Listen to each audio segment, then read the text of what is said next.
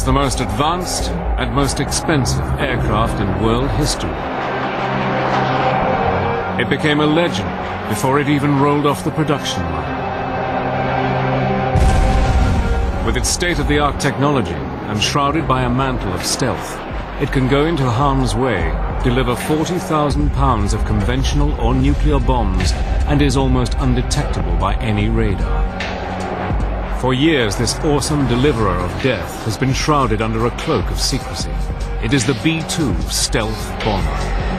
We have the capability to strike targets literally worldwide within hours of being told to strike them, and strike them very precisely. So if it can be done with an air-delivered weapon, I think we have as good a capability to do that as any platform in the world. It still amazes me when I go out there, and you just feel proud to step out to that jet. You know, your nation's most expensive airplane, and they're trusting me to get out there and take off. It's awesome. Wherever and whatever target the US military wants to take out, the B-2 is called on to deliver its vast array of weapons with pinpoint accuracy. Using extraordinary archive film and color reenactments, Battle Stations goes where few have ever gone, right into the cockpit of the B-2 stealth bomber.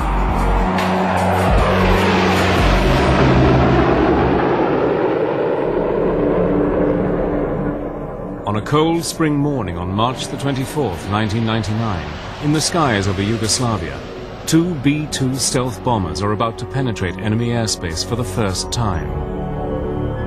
Early on, we weren't sure.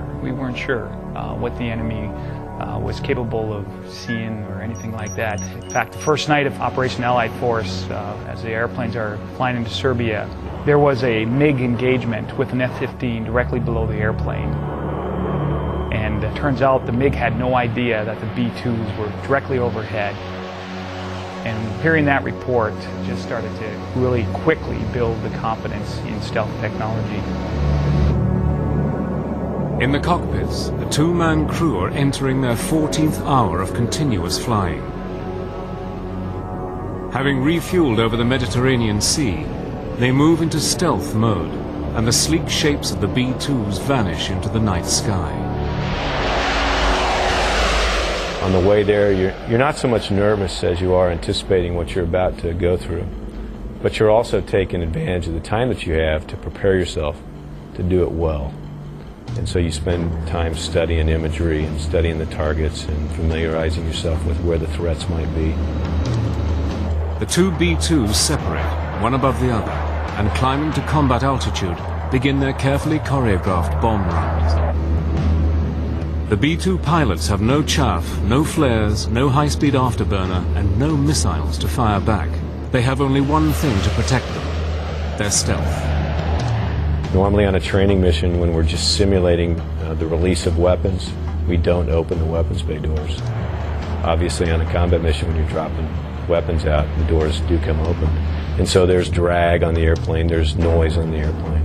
There's a clunk when the weapon falls off the airplane. High over the target area, the aircraft shudders as weapons shoot out from the twin rotary launchers in the bomb bay of each B-2.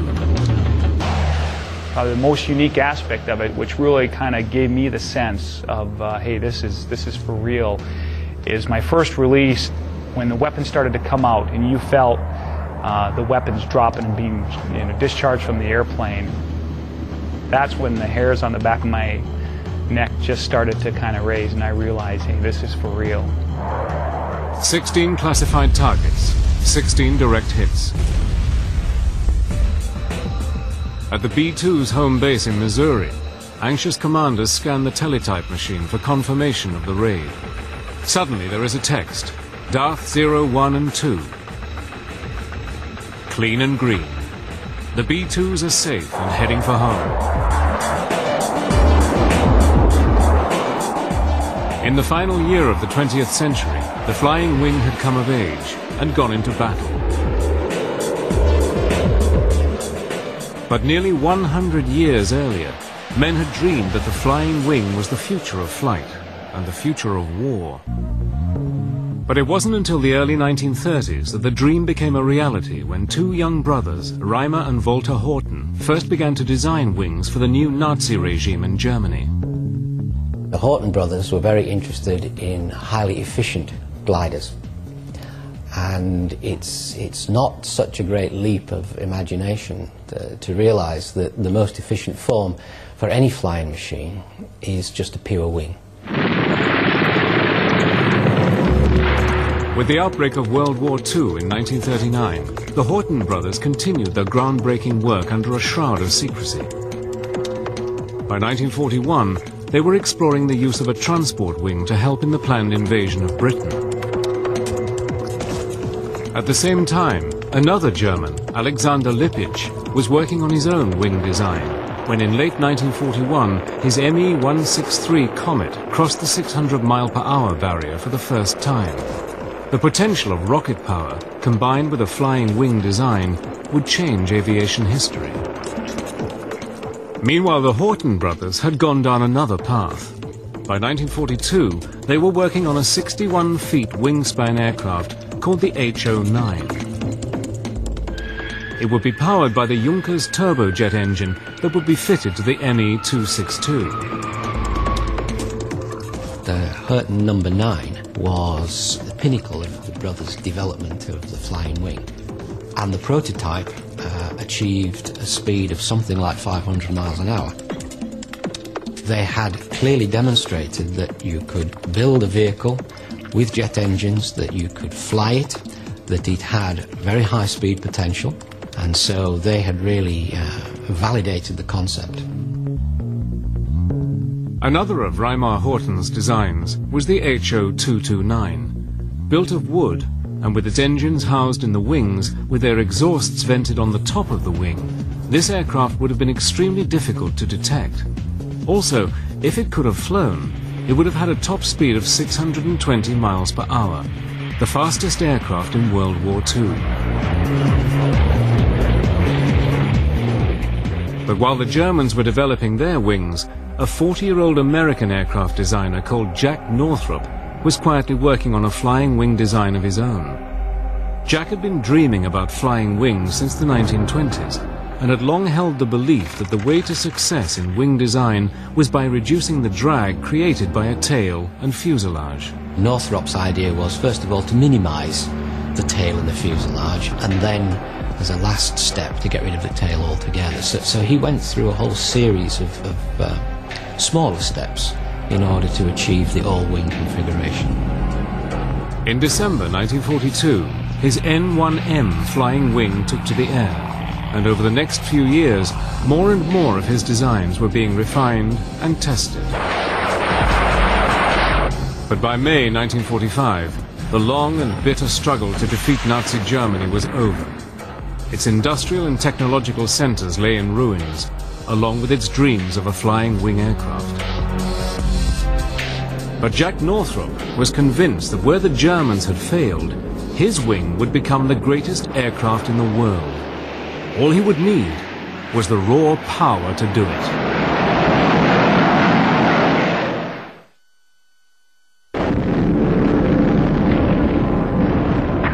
May 1945. Nazi Germany was smashed into submission, and with it went its hopes and dreams of building a flying wing aircraft.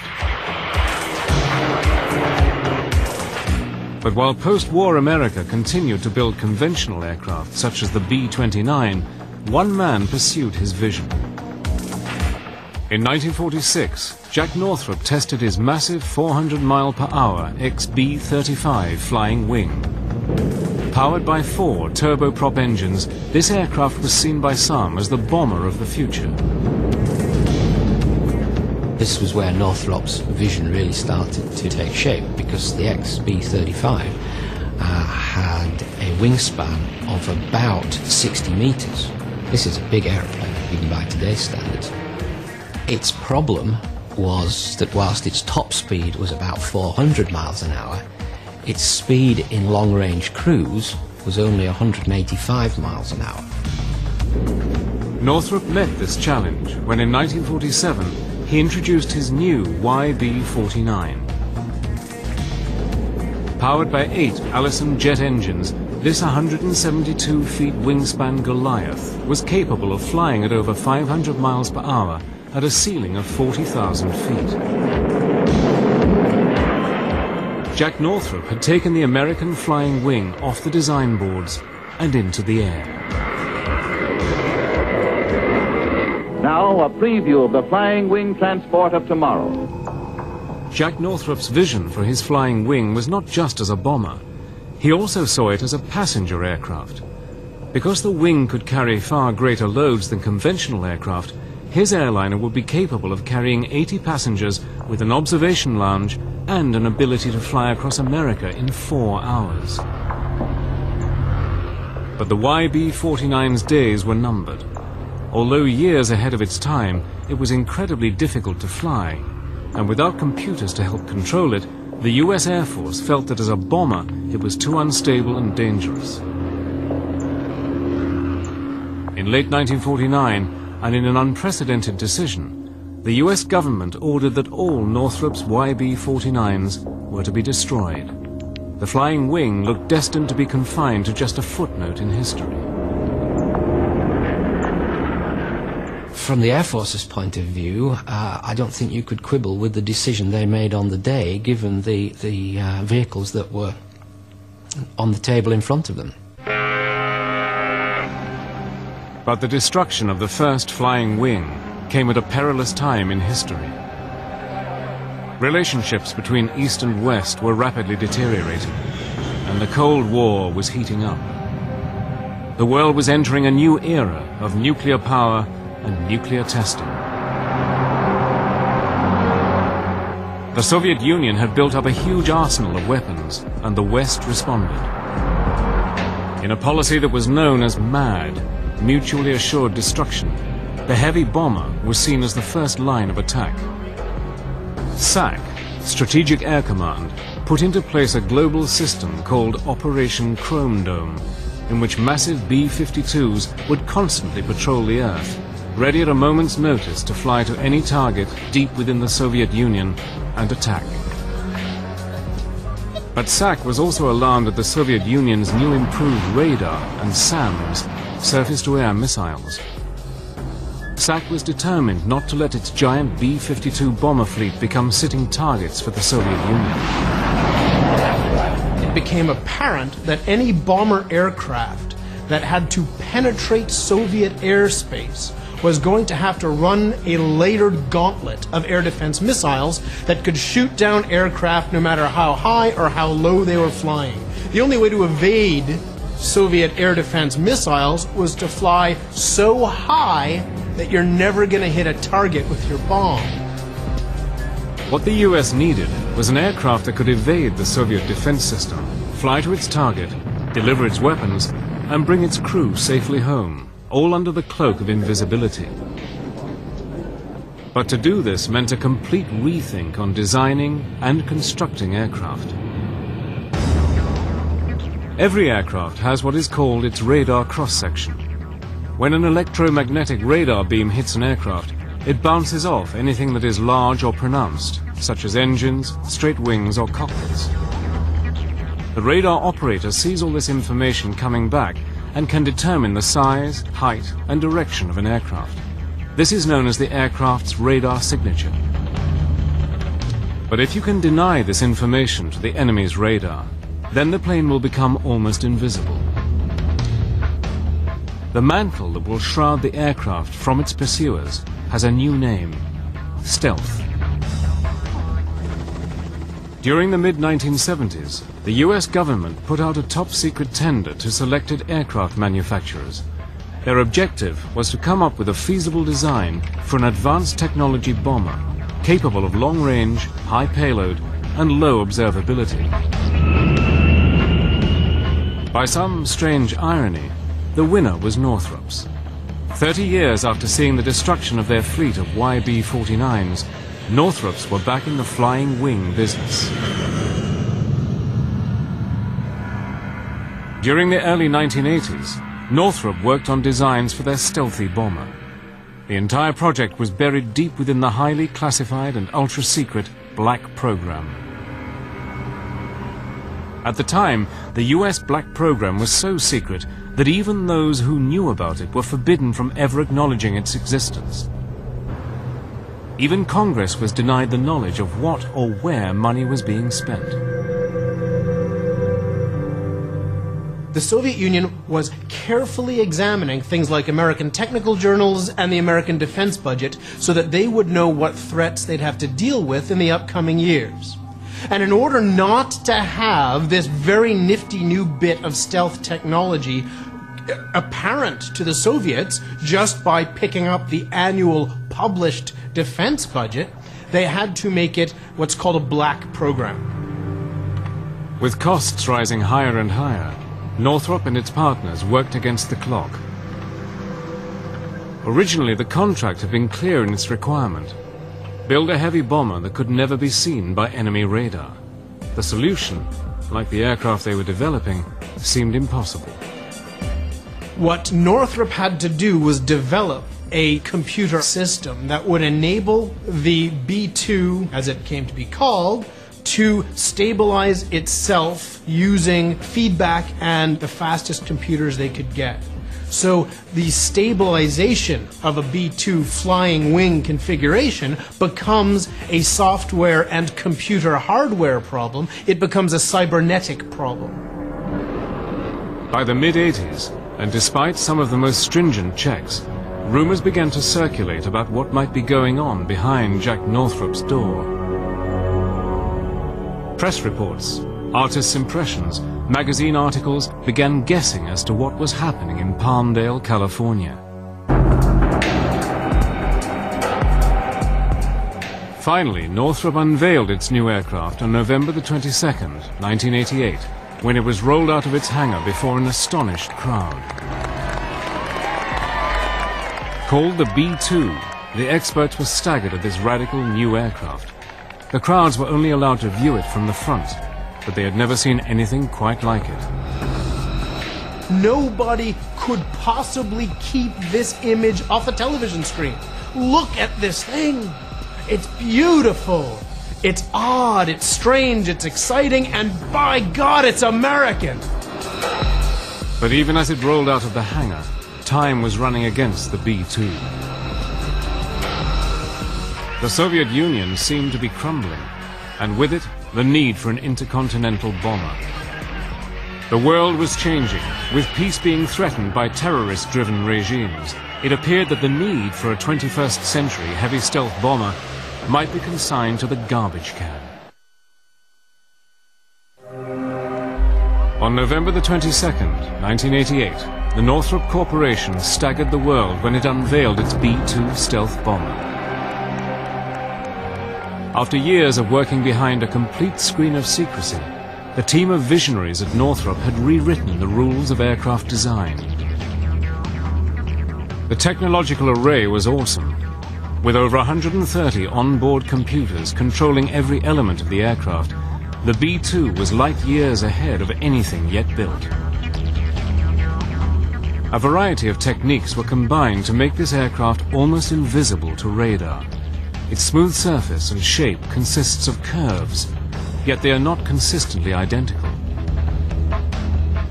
The aircraft appears to continually change shape from whatever angle it is viewed, thereby confusing the radar, and whatever beams lock onto it are either reflected into outer space or are reduced and dissipated. Coated with RAM, radar absorbent materials such as carbon fiber composites and top secret reflective paint further reduces its detection from the enemy. Finally, its electronic countermeasures, such as jamming an enemy's radar, makes this aircraft almost undetectable. In fact, the B-2's radar cross-section is 1,000 times less than that of the B-52. If you take a really big aircraft, but make it essentially really flat, then when radar looks at it, instead of seeing a big round thing flying towards them, it'll just have a sort of pancake. It's like seeing the edge of a knife. When the B-2 made its maiden flight on July the 17th, 1989, it flew every bit as good as it looked. The B-2 has a 172-foot wingspan, is 69 feet long and 17 feet high. Weighing in at nearly 154,000 pounds empty and 375,000 loaded, it is a monster. Approximately 80% of its structure is made of carbon fiber composite, lighter than aluminium, stronger than steel. Its 4 low-noise General Electric F-118 engines each provide almost 19,000 pounds of thrust. They have special exhaust vents on the top of the wings, which, when its hot gases are mixed with cooler air, make it almost undetectable to heat-seeking sounds. With a top speed of about 680 miles per hour and a service ceiling of 50,000 feet, this massive aircraft can also fly approximately 6,000 miles without refueling. No target anywhere in the world is safe from its weapons.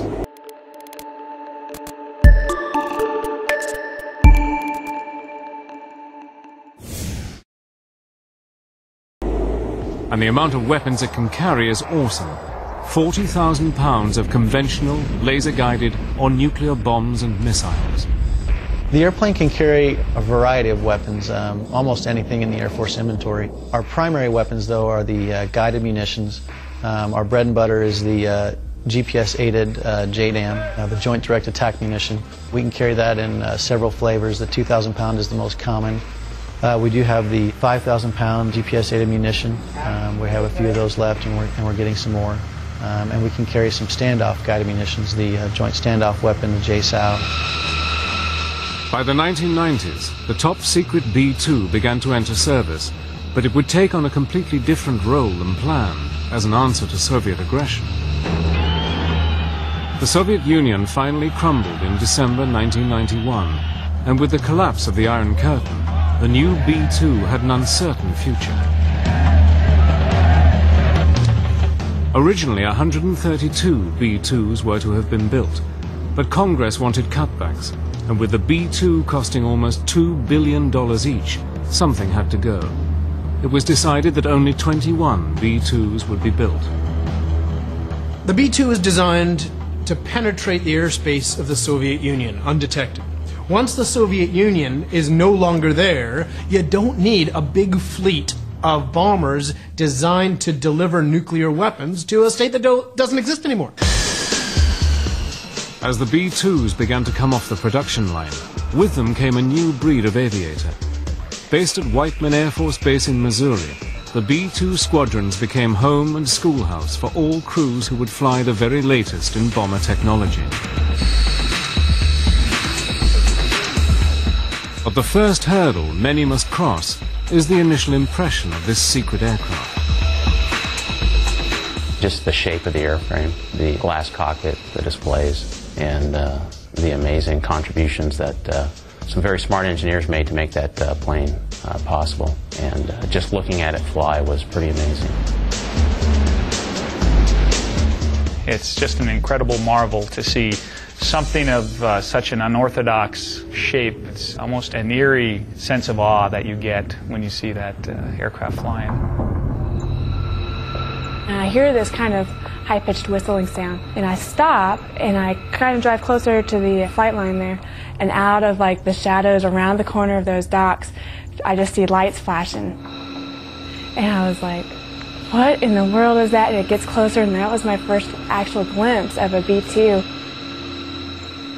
At the Air Force Academy, I'd seen flyovers, but nothing like that, and not that feeling like I have arrived. It was pretty cool. And to be part of the B-2 program requires an elite caliber of pilot. We look for aviators who have proven that they are among the best aviators we have in our Air Force. And then we spend a lot of time training them to understand the stresses of long-duration flight, to be able, as a two-person crew, to operate in that tactical environment and to respond to the kinds of taskings that we get. Most of the pilots that fly the B-2 are unique in their own regard. You have to have somewhat of the thirsting desire to come fly an advanced weapon system like the B-2, but you also have to have the desire to fly extremely long missions anywhere on the planet. So that in itself, the mission provides or presents a unique challenge to most pilots, and some people just don't like that. Every potential B-2 pilot who is selected is vetted and tested before he or she can get behind the controls of this highly secret aircraft. With over 130 computers on board, only the best of the best fit the bill. The B-2 is a very intellectual airplane. It's a very brainy airplane. So you have to be really good at remembering what page in the computer everything is on. So if I want to change this, where do I go in the computer to change it? B-2 training is longer than a lot of other aircraft. Now, most of us come from other airplanes. I came from a fighter. We've got guys here from cargo planes and tankers and trainers and other bombers. But really what the training is melding all of that experience into now how do you employ a low observable stealth aircraft that happens to, oh by the way, cost $2 billion. With the price in mind, a large part of the training involves the use of the simulator, or sims. The student spends months getting to grips with this top-secret copy of a B-2 cockpit, learning every computer program, knob, button, and switch before they're allowed to fly the most classified, sophisticated, and expensive aircraft in the world. Obviously, this airplane is possible because of the computer technologies developed in the late 70s and early 80s. But the computers are only as good as the operators. As they say, garbage in, garbage out. So if you don't properly program the computers on the jet, or if you don't properly integrate with them while you're airborne, you may run into some trouble. But the human interface is really what makes it effective and deadly. During the entire academic course, it's peppered with sims. They range from 2-hour sims to 4-hour sims. The 2-hour sims are really just so you can get used to pushing all the buttons there are to push. The 4-hour sims are more logically sequenced as a flight, where you take off, you go practice air refueling in the sim, and then you practice some bombing runs, and then come back and you do approaches. So they give you a good building block on the aircraft before you move into actually what your job is, so that you have a sound knowledge as a pilot about the plane first, and then you go and become a warrior. That's pretty cool. Because the simulator is so intensive and realistic, and because the B-2 is a global warrior, the crews are trained to stay in one for as long as an actual mission might last. Those first simulators are all 4-5-hour sims. You eventually do a 24-hour simulator, and you really get to know what it is like, what flying the B-2 is about. It is not about getting out there, yanking and banking, sweating, pulling G's. It's about capably managing the systems to most efficiently drop on the targets that you've been assigned, and then bring the jet home safely. You know, I'm not going to end up with the bill, but Uncle Sam is if something happens, and you want to be the best steward of this resource that you can.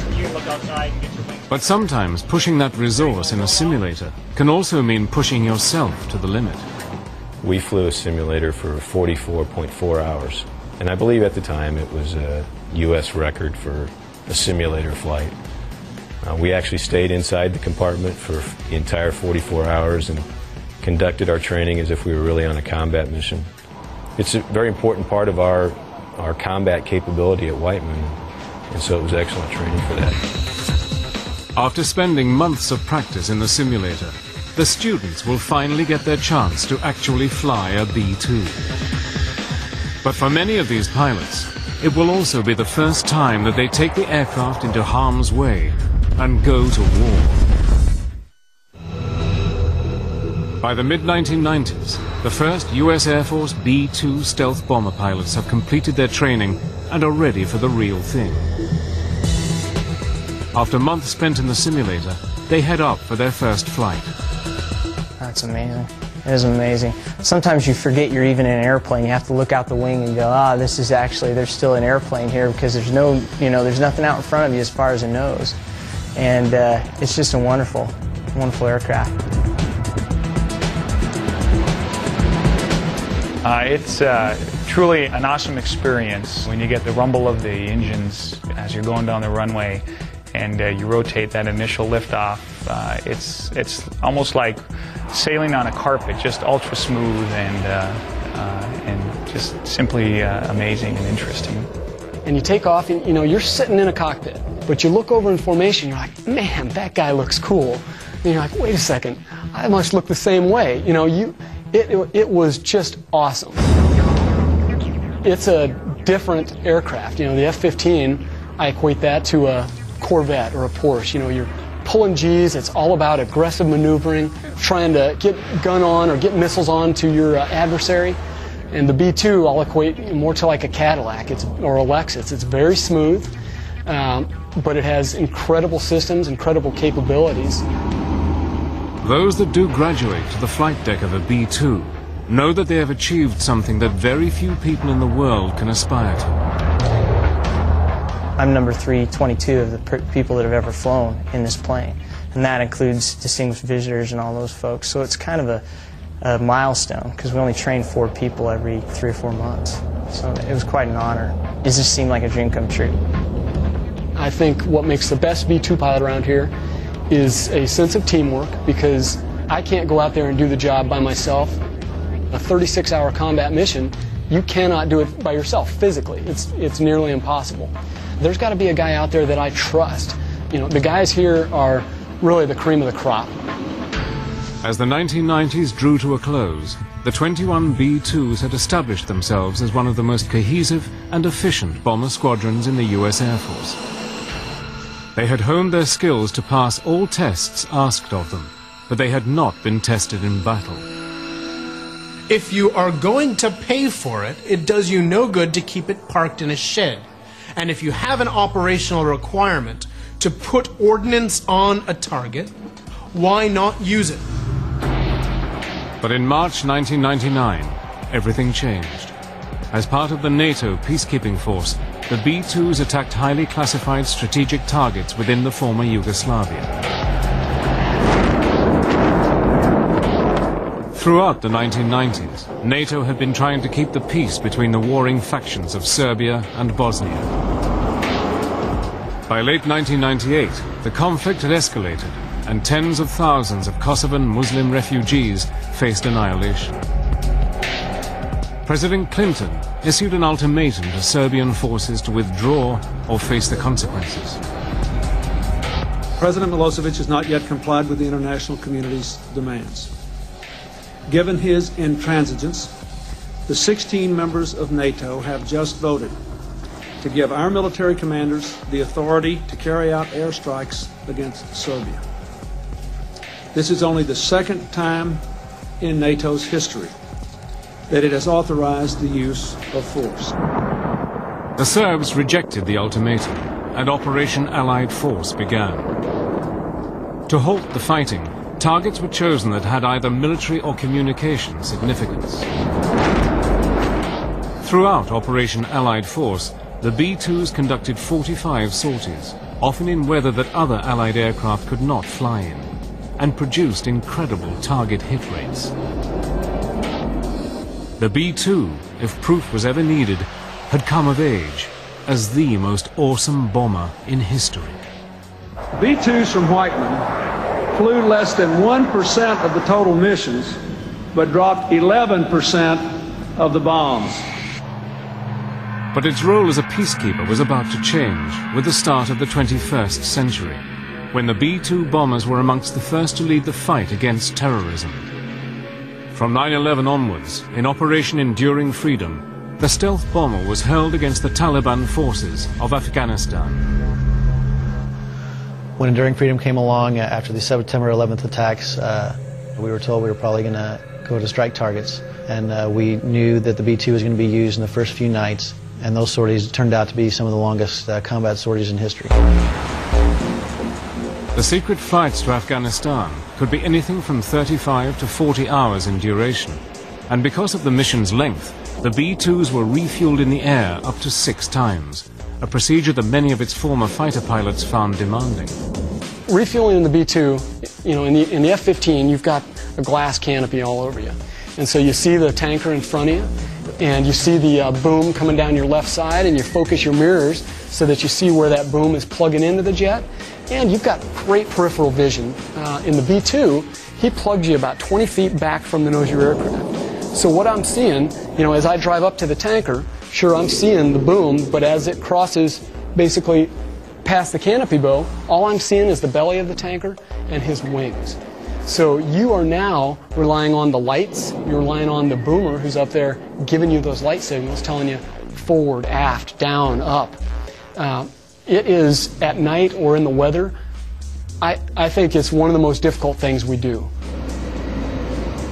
F-16, you may take 7,000 or 8,000 pounds of gas, whereas in this airplane I've taken 110,000 pounds of gas all in one time, so obviously you're there a lot longer.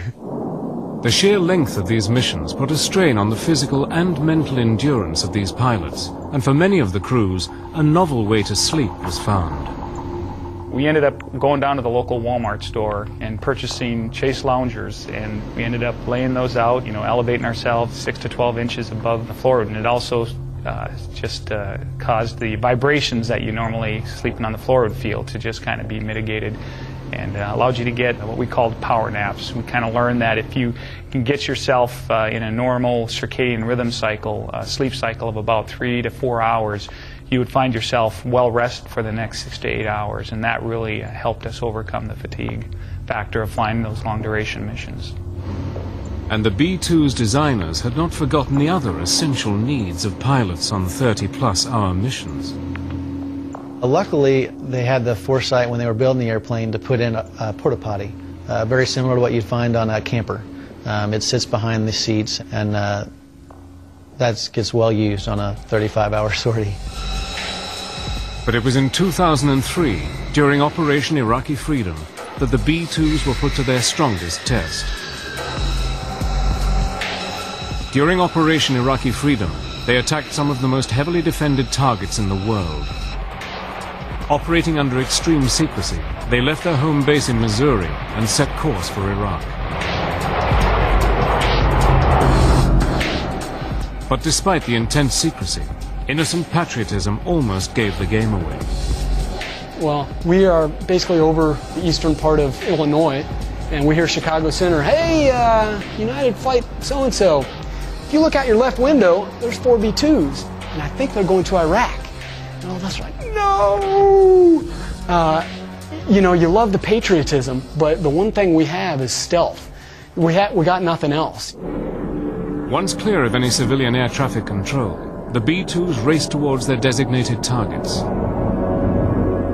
It was game on, and the only control they then had was from their military commanders, ready at a second's notice to change their attack coordinates. As we press toward the Iraqi border, we have on board our aircraft basically laptop computers. And these laptop computers get this satellite communication, and basically you hear, ding, you've got mail. You look on there and I see they wanted to change a target set. So now you have to go into your computer, hand jam the things you want to do, basically cancel that target. And then when I was about 2 minutes outside of Baghdad, I got another message. It said, well, we've got a new target for you. It's this airfield that we want you to strike. Now you're busy punching in, wearing out your finger, punching in the coordinates to the targets, figuring out if you need to take a radar shot of it. But for all their high-tech weaponry systems, the final run to the target for these B-2 pilots was the same as for any warrior going into battle.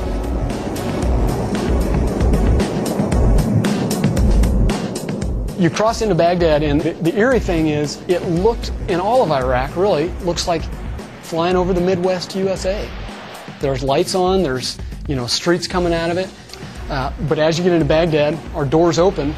And, when the B-2's doors open, it's really the only time you kind of clinch up and say, oh, because now you're not a B-2, you're a B-52, you're any other aircraft out there. Your radar signature is exactly like any other airplane.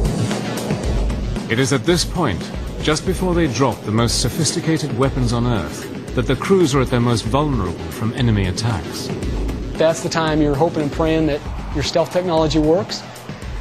The time it takes for those weapons to fall, we're just basically kind of looking out the side, figuring out if there's any enemy stuff happening. Once the weapons hit, we didn't see a lot of missiles shooting up prior to that, but once the weapons hit, looking over our left and right shoulders, missiles are going up like crazy, AAA missiles. They know somebody's out there because they just got bombed, and then you're just pressing to your next target. There's really no time to be afraid that one of them's coming after you. You watch them, and a couple times you're like, what's that one doing? Oh, it's not going for us. And then it was on the way out. Having delivered their weapons, the B-2s make the long flight back to base. Now in their 20th hour of continuous flying, the pilots look forward to one sound that makes it all worthwhile, an American voice welcoming them back home.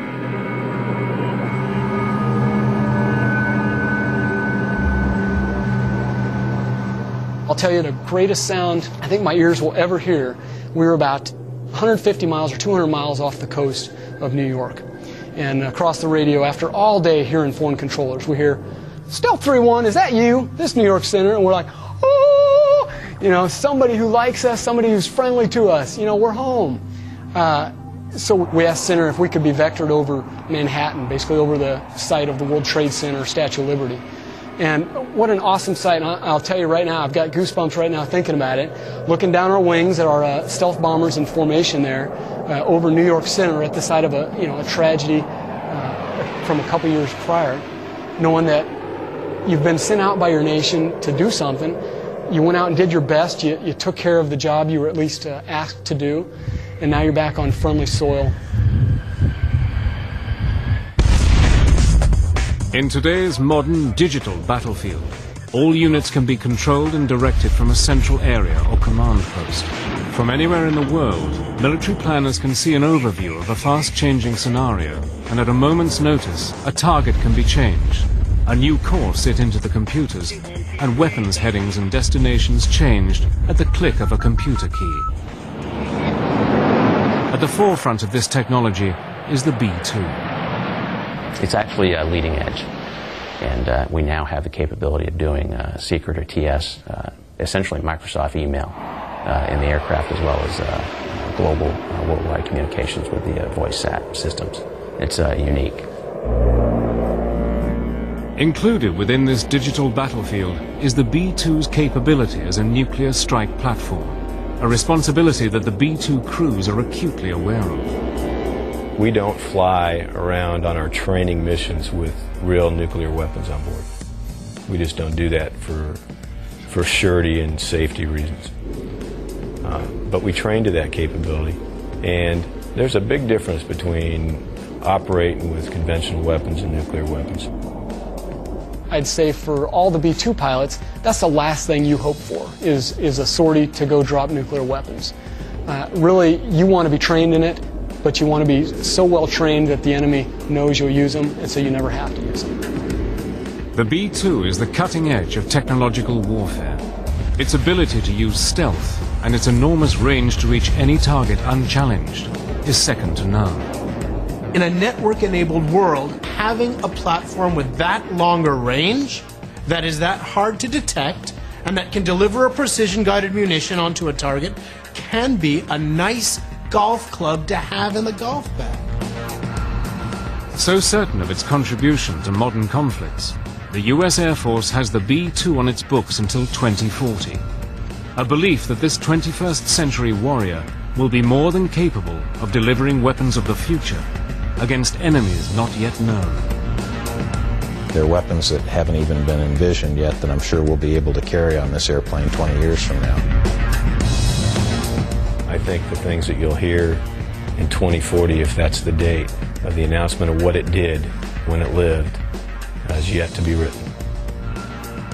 Every day I go out there and fly it, it's a challenge. And sometimes I just have to sit back and go, wow, I can't believe I'm flying a B-2.